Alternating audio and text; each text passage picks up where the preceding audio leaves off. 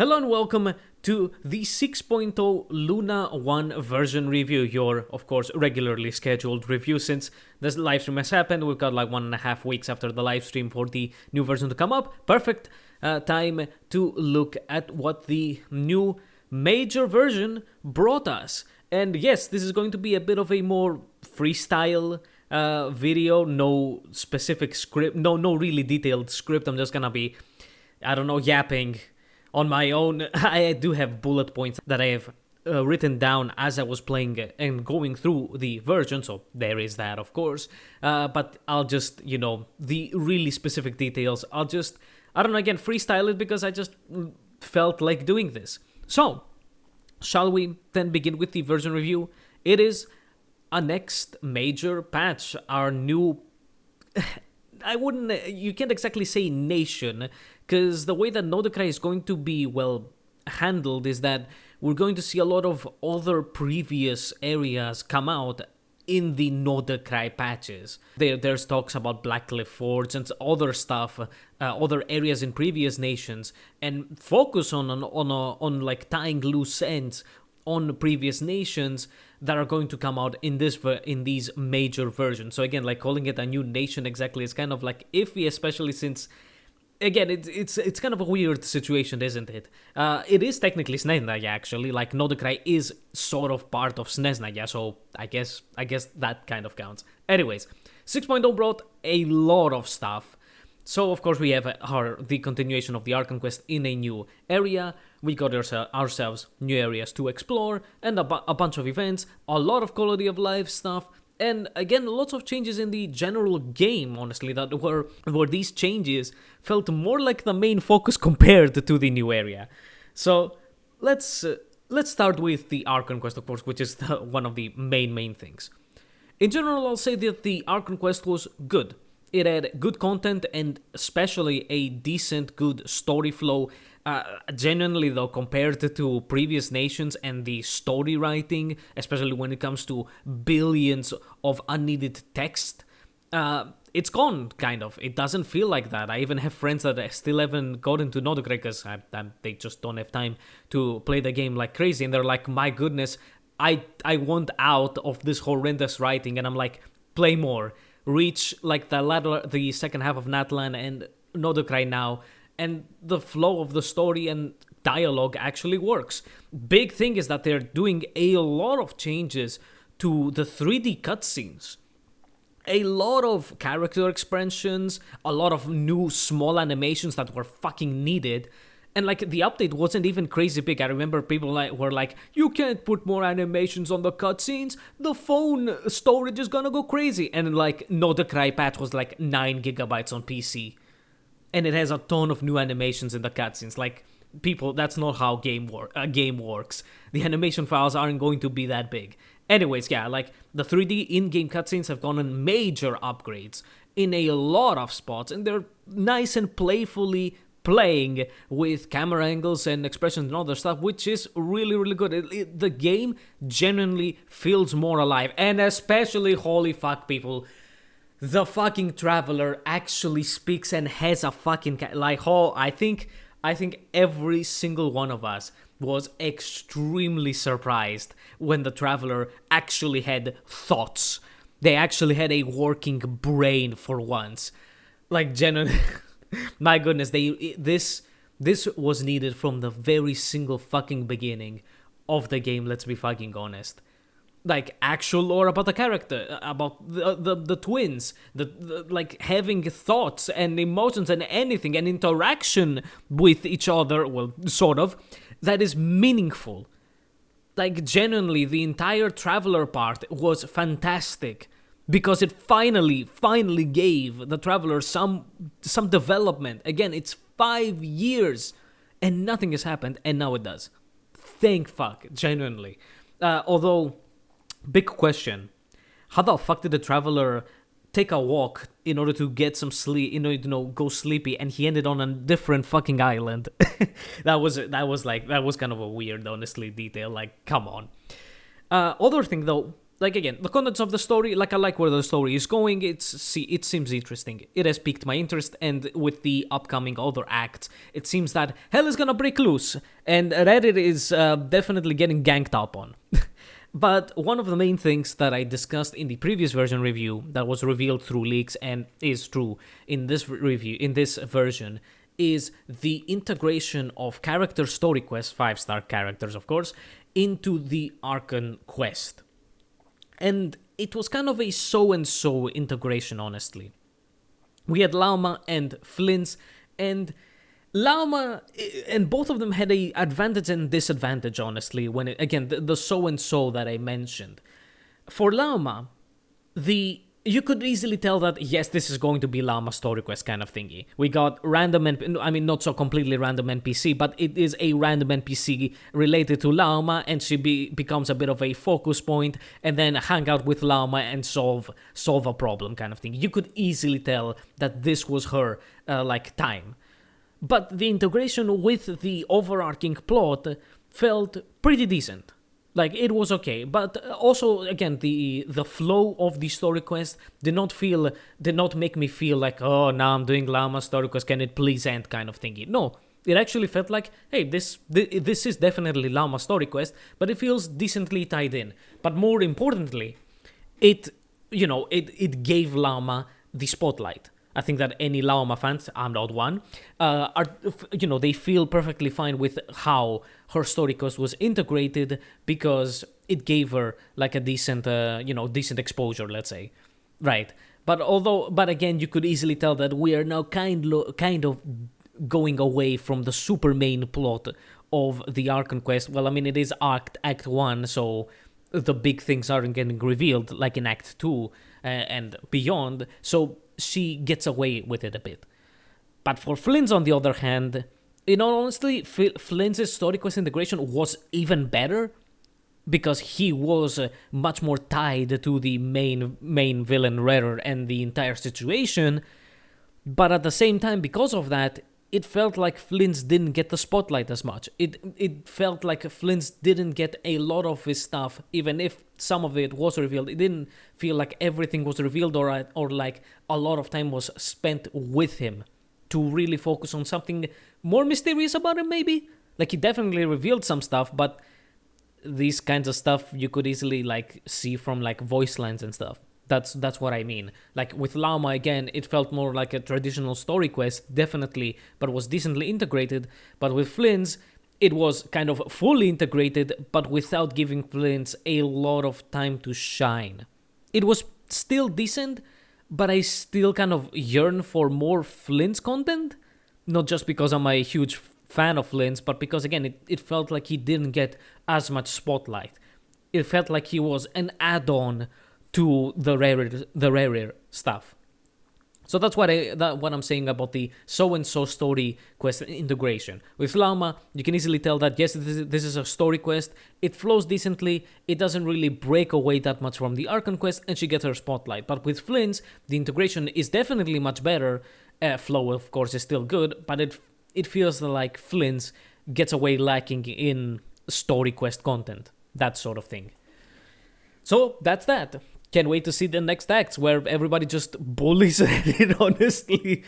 Oh man, poor man. And I mean, the cutscenes with, him coming from the back, from Flint's and the Traveler. What an amazing shot that one was. Oh, and by the way, actually, fun fact. The Flint's in the cutscenes were, I guess, souls? The souls that Flint's has in the... maybe the Wild Hunt or something, or like in his lantern and stuff. Anyways, like Flint's himself and like Lightkeeper stuff, they speak, Fey language, it says. It's Greek, actually. Like, it's fully Greek. And I actually went with a friend to try and like see what are they doing. Are they speaking gibberish? Or is it actually related to the subtitles?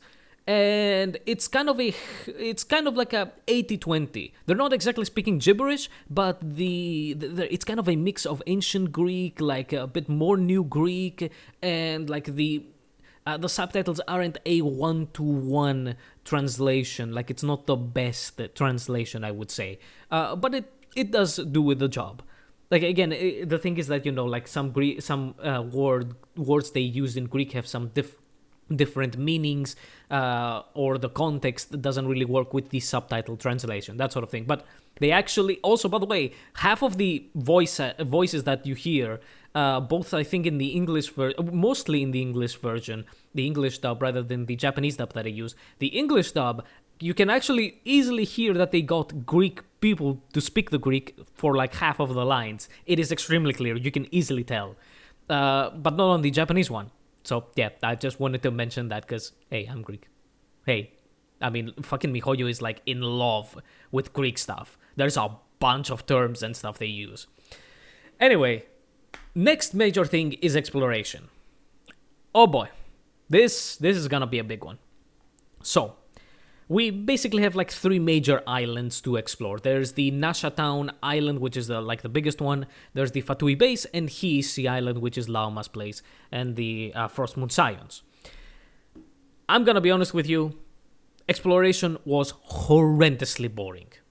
It definitely flowed better than Natlan because you don't need to switch from Saurian to your characters to Saurian every now and fucking then. But every single fucking puzzle was an interact button. And I have to make not necessarily a rant, but I saw, you must, if you were in any sort of social media about Genshin, you 100% saw people were saying like, you are, you're jobless and whatever the fuck, you finished it.Nod-Krai in 2 days and less. And I'm like, yeah, motherfucker, I also finished it.Nod-Krai in less than 2 days because there's like, okay, even if there's like 350 chests and puzzles, if every single chest and puzzle, or like 50% of them and more, is just a second to complete because every single thing is just press the interact button and the puzzle is done for you, then no shit, that takes like 1 to 2 seconds to press on your keyboard or controller. So 300 puzzles, 300 seconds is not gonna take you a lot of time to complete. Add that on top of the new compass. So the compass in it.Nod-Krai, I mean, is fantastic for completion, for completing stuff. And I wish they do this for every other, they retroactively update the other compasses. But the compass in it.Nod-Krai, you upgrade it as you explore something. At around 90% of exploration progress on an island, because there's the 3 islands have 3, like, the compass needs you to have each of the regions at 90% to work there. It shows you everything, literally everything. The map opens and everything is pinned to you. Is it a puzzle? Is it a chest lying there? Is it one of the moral thingies? A challenge or something? Everything is there, right? Which of course will make completing everything super easy, definitely. Also, it showed you the oculi, which thank fuck, because creating the oculi resonance stones and it having like a 300-second cooldown was dumb as fuck, let's be honest. But still, the thing is that reaching 90% of exploration is unfathomably easy. Not only because the area isn't big, I saw people saying that, oh, it's bigger than most other areas. I'm like, no, I mean, maybe compared a bit to Natlan, it's a bit bigger, but Sumeru, not in the slightest. I mean, Ligia was open entirely, right? Fontaine had the advantage of the underwater stuff, and well, the thing is that, of course, when you have underwater, right, above water, you cannot explore the entirety of the sky, right? But underwater, because you're able to go everywhere just by swimming, every single layer of the underwater is an explorable area, technically. So, again, Fontaine had the advantage of that, even though the area wasn't crazy big, but because of, again, of the underwater, it was big. I mean, Inazuma was decent with the 3 islands as well, but, like, again, this area wasn't that big compared to people saying stuff, and especially, I mean, again, Sumeru, but everything is just an interact puzzle, people. Like, instead of needing to switch between characters to use different elements, or, like, sitting around and thinking a bit about a puzzle, even, like, the least of things of, like, breaking things, or, like, lighting torches in a specific order, it's missing. Like, even that will take you 5-10 seconds or more to figure out where the hints at the order of the torches and lighting them up.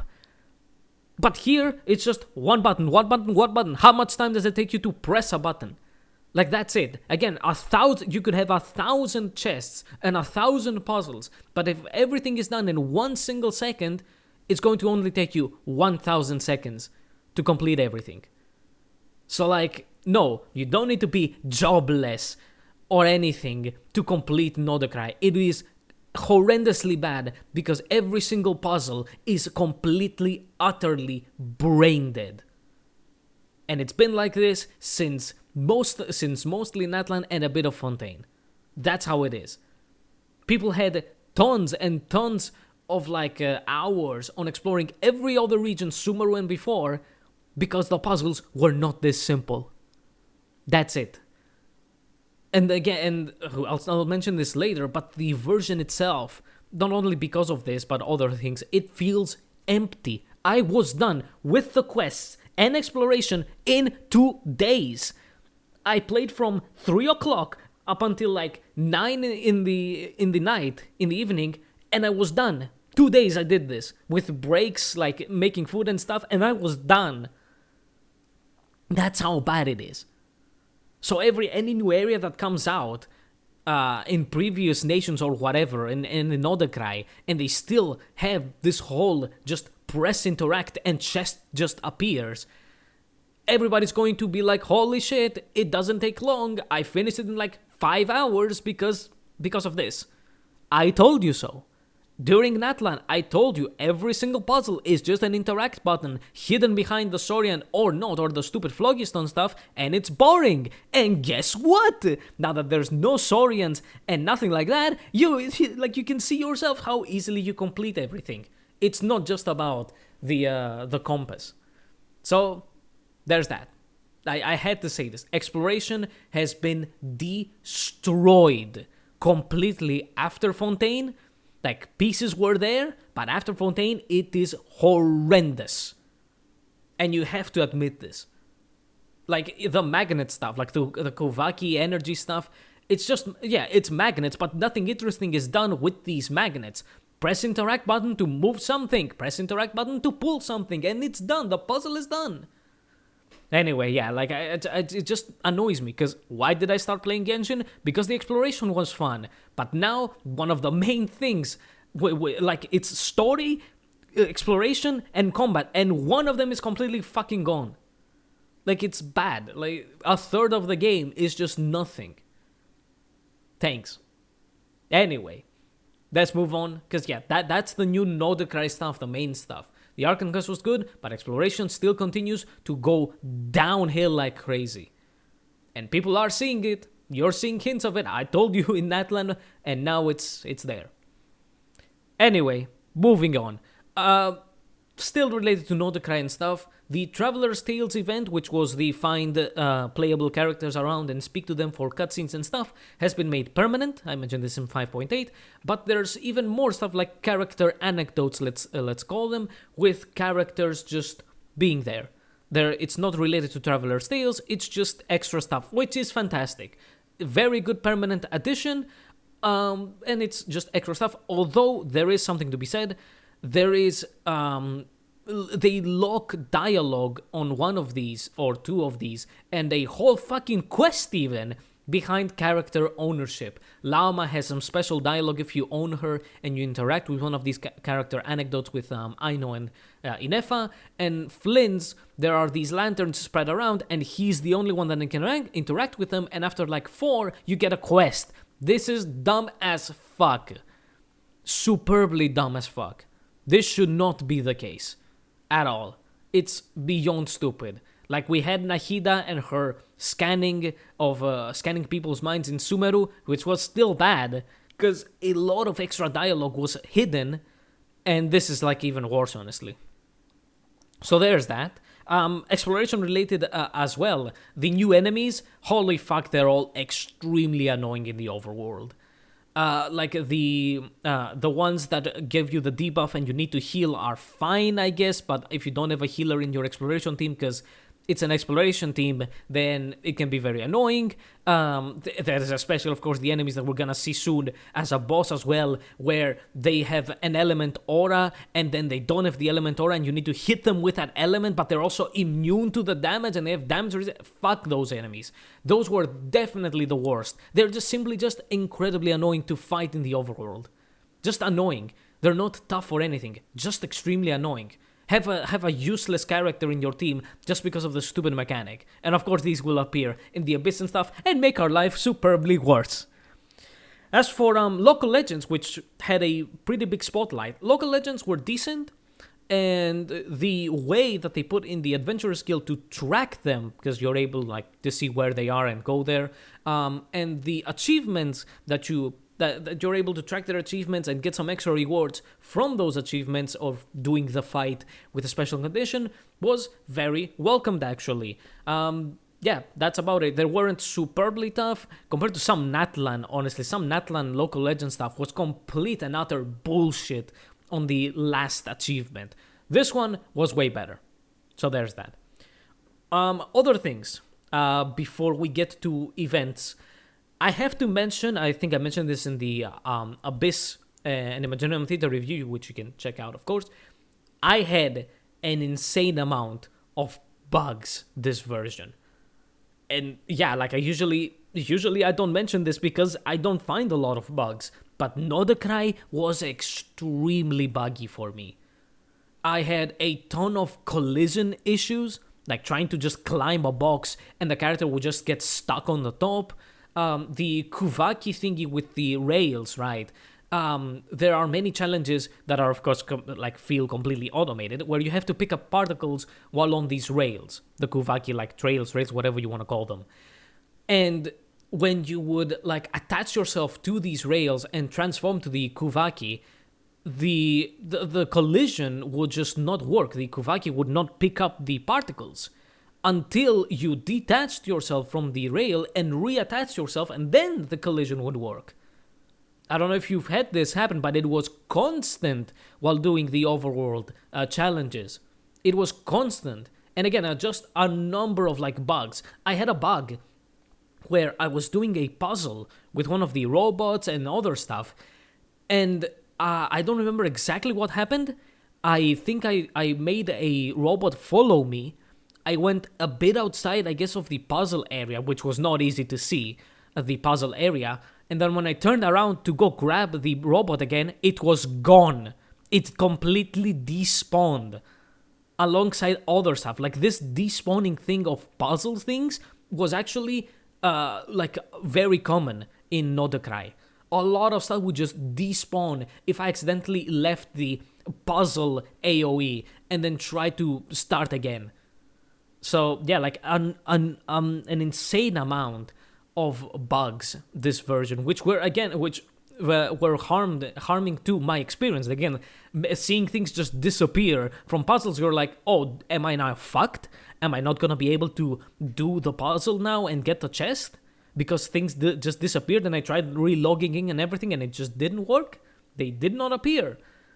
But then afterwards, it did, the puzzle just completed itself or something, weird stuff like that. Speaking of AoE, the bushes and everything, holy fuck. The AoE of the magnet mechanic is just weird as fuck, right? You can stand near a bush and pull things from miles away, but the moment you take 1 step, 1 meter away from the bush, you lose the powers, the magnet powers, and it's why? This was also really weird, I have to say. It's not a bug, but why was it feels like a bug with the way that it's done. And last thing before we get to events, I have to mention the new interesting stuff. The new masterless whatever the fuck it's called, the level 100 garbage. Holy shit, what a dumb fucking thing, huh? So if you have a C6 character, I believe it's not just standard characters. It might only be on standard characters, I don't remember the details, but if you have a C6 character and you grab a constellation, so above, C7 and above, you get a masterless thingy, it's called. And, well, you use that masterless stuff to make your characters go to level 100 compared to level 90. Things are automatically leveled for these characters. So for like stats and stuff, you don't need more books like you need. But to get to level 100, you need three of the masterless stuff. One for level 95 and two for level 100. That is insane. You need a C9 standard character, basically, to get one character to level 100. One. And that is shared between 5 stars and 4 stars, by the way. If you say you wanted to level up Bennett for the extra base attack to give your characters a boost, that's those masterless are gone now. If you want to level up one of your DPS supports, whatever the fuck, to level 100 that are 5 stars, they are shared, and that's gone. And that is insane. For me, I only got 3 because of the insane amount of Johns that I've lost my 50/50s to, and I only leveled up Furina. And that's it. That is insane. The fact that you need 3 is insane. 2 is kind of on the line. Yeah, 1 for level 95, 1 for level 100. All right, that's fine. But like, why the fuck is it not 1? Just 1, man. Level 100 isn't even a crazy DPS boost compared to 80 to 90 for many characters, right? But like, seriously? And then, of course, there's the free constellation, the whatever the fuck it's called, on to tamper thyself far, whatever stupid shit. You can get a free constellation for a character before Sumeru. Well, the first half of Sumeru and before, except for Yelan, Al-Haytham, and Kazuha for some reason. You can get a free constellation if you log in and do stuff 5 days a week. You need 2 months to get a free constellation on characters that don't have really good early constellations, let's be fucking honest. And also, you can't pick the same character twice. So if you want to say, get a character to C2, because C2 is pretty decent, let's say, you can't. You can only grab 1 constellation.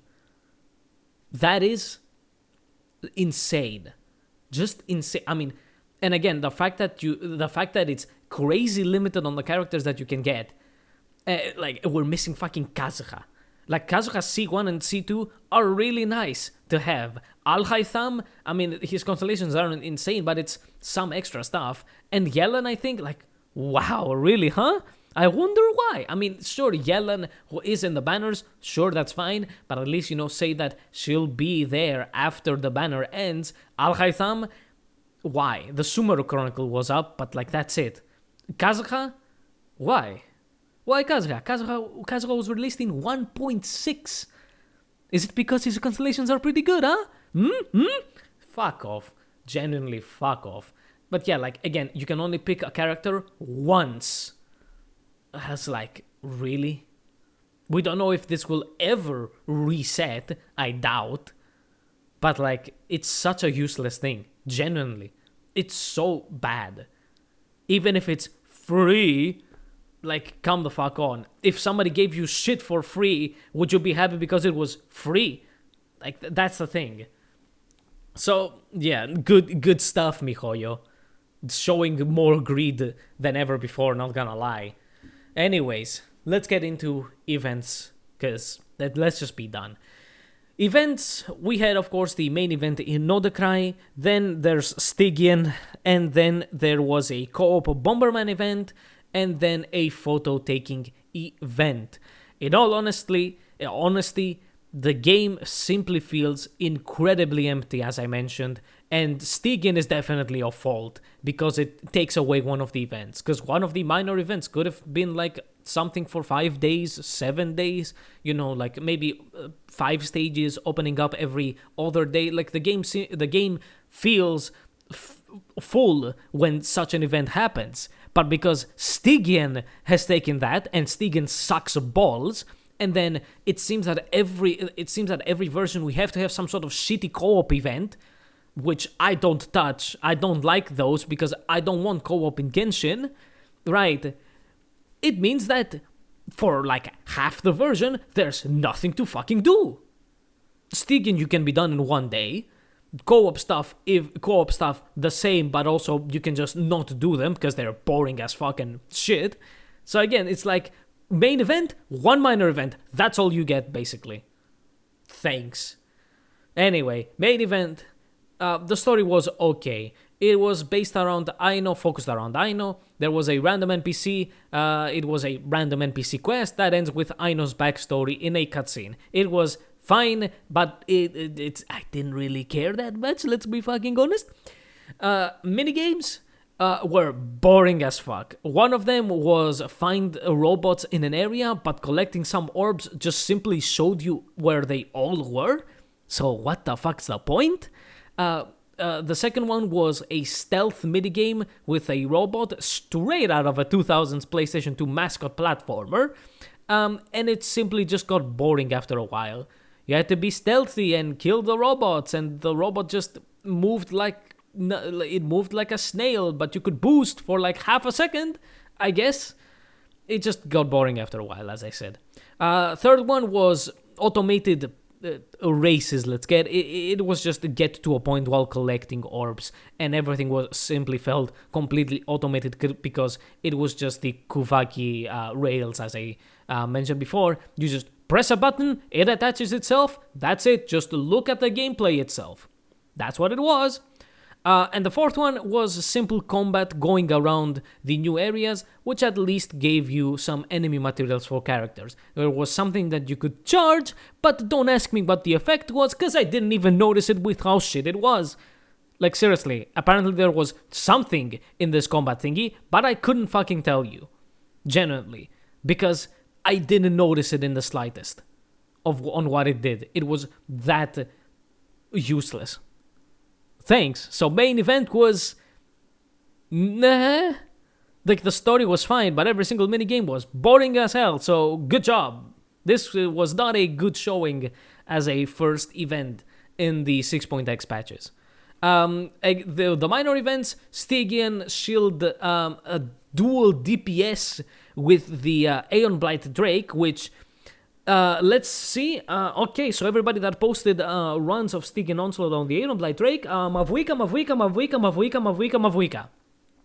Like, genuinely, every single person that I saw going up against the Drake was necessary to have Mavwika and just some other DPS. Why? Because Mavwika was doing the other DPS stuff, the dual DPS. There's not a single fucking Genshin team that has a dual DPS and it doesn't have Mavwika in it. So, congratulations on the shilling. Second one was Lauma, shilling as hell. You could do it. I did do difficulty 5 actually. The first time I've done difficulty 5 just because I had Flints and a C6 Furina. But difficulty 5, I did Hyperbloom Raiden with Sucrose and other stuff to buff Raiden's EM to hell and back. And I did difficulty 5. Difficulty 6, not in the slightest. I did do difficulty 6, which you might see in the background footage. I did do difficulty 6 with Flints, not a single other team though. Because from difficulty 5, I'm dealing half the health bar. Like, difficulty 6, I used the same Raiden team Hyperbloom stuff. I'm not even getting half the crab's HP out. Compared to difficulty 5. Thanks. Yeah, it's complete Nilu and Lauma shilling, and the only way you might be able to do it without them is if you have Nahida. There's no other shot. Because you need somebody with insane Dentro AoE to get all of the mushroom things. Else, there's not a chance. And then the last one was the new Fatui local legend, and it is a Flints shilling. It is Flints shilling. I did it with Flints, C1R1 Flints, and I barely did it C1R1 with... not his best team, like I don't have Inefa, but still, motherfucker, C1R1 Flints, and I barely do 119 seconds out of 120? Fuck you, like, Stygian is such bullshit. Anyway, yeah, the co-op Bomberman thingy, as I said, I don't touch these, I don't care, people seem bored of it, so good. Thanks, why the fuck would you do co-op Bomberman instead of PvP Bomberman? Anyway, and lastly was a photo-taking event, which we just arrived. We just had a photo-taking event because we were moving on to a new nation. Why the fuck is there another photo-taking event of the new nation? What? Why? Anyways, you took photos of stuff. If you like that sort of thing, good. You were also forced to take photos of specific characters like Varese and Dori. I don't know why, but sure. And then like Inefa, Flynn's Lama, and I know. Sure, again, if you like the photo taking stuff, sure, but like, we just had one. Why the fuck do we need a second one? Oh yeah, it's because it takes no effort. That's why, let's be fucking honest. Anyway, those were the events. It was completely boring for me, thank you. There was definitely plenty of quality of life stuff in this patch. The compass, I guess, could be put into here. But one of the biggest ones I think that everybody definitely saw is that you can see the 4th artifact stat on an artifact that only has 3 substats. You can see what stat is going to be there when you get it to level 4, which is fantastic. Genuinely, really awesome change. It helps you with a ton of artifacts. Like imagine having a crit rate or crit damage circlet, and it's got some okay stats for the 3, but then you can see that it gets the other crit stat on the 4th one, and it can be worth leveling up. So there was definitely plenty of quality of life stuff, but again, there was also a lot of bugs, so I don't know what to say. So that was 6.0. It was, I don't know, man. Like, okay, the Archon quest was good, sure, but the exploration continues to be horrendous. The Traveler's Tales character anecdote stuff is definitely pretty good, but it has a big flaw. New enemies and puzzles in the exploration are just horrendous and annoying. And then the events just sucked. Like, simple as that. When it came to gameplay especially, they were completely, utterly boring. Stygian. And yeah, and of course we then got the bullshit level 100 free con garbage, which, come the fuck on. Genuinely. Like, no, I cannot like take those as good things that came in this patch. No, if they were more accessible, then sure, and if they weren't complete bullshit, but the numerous garbage that is stacked on top of these systems, I can't call them good. As for the future versions, I want to mention some stuff. There is, of course, the big thing of 6.1, which is the Miliastra Wonderland user-generated content thingy. Honestly, it's looking to not be a complete disaster, but there's no reason for it to exist in connection to the main game. Right, like, okay, I can see the teapot stuff having a connection. I can definitely see the TCG having a connection, although it should have a separate client for better matchmaking and other stuff. Right, but what the fuck does the user-generated content have to do in Genshin? Did you start playing Genshin because you wanted to play Roblox? Because that's what this is. Is that the reason you play Genshin? No. So why the fuck isn't Miliastra Wonderland a separate thing in the launcher, in the Hoyo Play launcher? Like, it can have Genshin assets and whatever the fuck, but like, why is it tied to Genshin Impact itself? It's so stupid.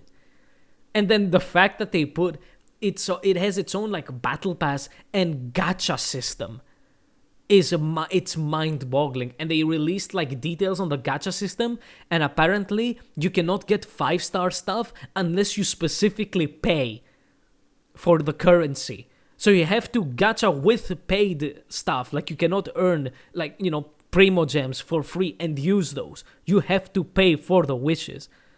That is insane. So like, for whom? For whom is this?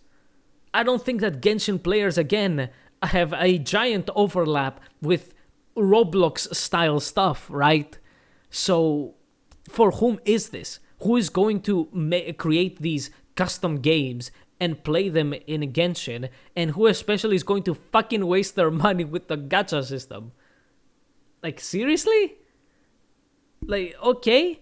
But like, my biggest problem, honestly, is that I've been a pretty big fan of Warcraft 3, Dota 2 especially, and they have their custom game stuff. They give you tools, and you can do whatever the fuck you want. If you've seen what people have made in the Dota 2 custom game scene, it's insane. But the thing is that Dota, well, Valve, just allows you to do anything. Like, you want something, do it, and unless it has some copyright stuff necessarily, or I think most likely you try to make money off of your custom game stuff, they're not gonna touch you. They don't give a fuck. The same kind of thing was with Warcraft 3 back in the day. So, but the Miliastra Wonderland thingy isn't like that. It's limited, and then slowly through the Luna versions, they're going to give you more things. That is insane. Imagine like making a game in Unity, Unreal Engine, whatever the fuck, and the creators of the engines are like, nah.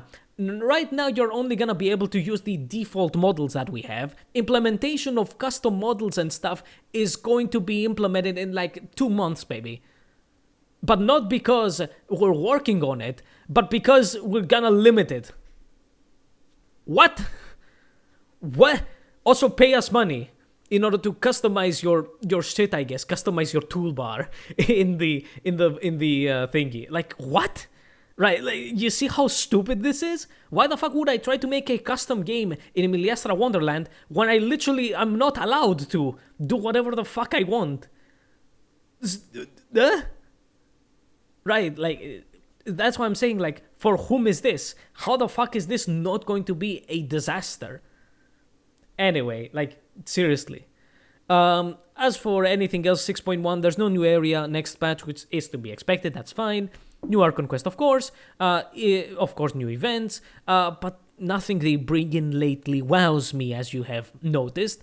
Everything feels so cheap and mindless to just shit things out, and people just accept it. It mostly hurts these videos. Because as you can see with the unscripted stuff, this video has gone for quite a while, but I like talking about stuff. And I'm happy to point out the good things and criticize the bad things to become better. But bringing in the bare minimum and people accepting this is simply really sad to see. Why the fuck are we not doing a really big push against the bullshit that Stygian is doing? Right. That it's taking away an event, that it's complete shilling and bullshit.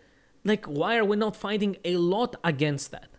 Why are we not fighting against the super mindless exploration, the super shitty minigames that do nothing but just fill in some time in the patch and everything, and all of the other days are just empty? Right? There's good stuff, sure, but we have to criticize the bad stuff. We seriously have to. You're not a wallet, Mr. Player, Mrs. Player. You're not a wallet.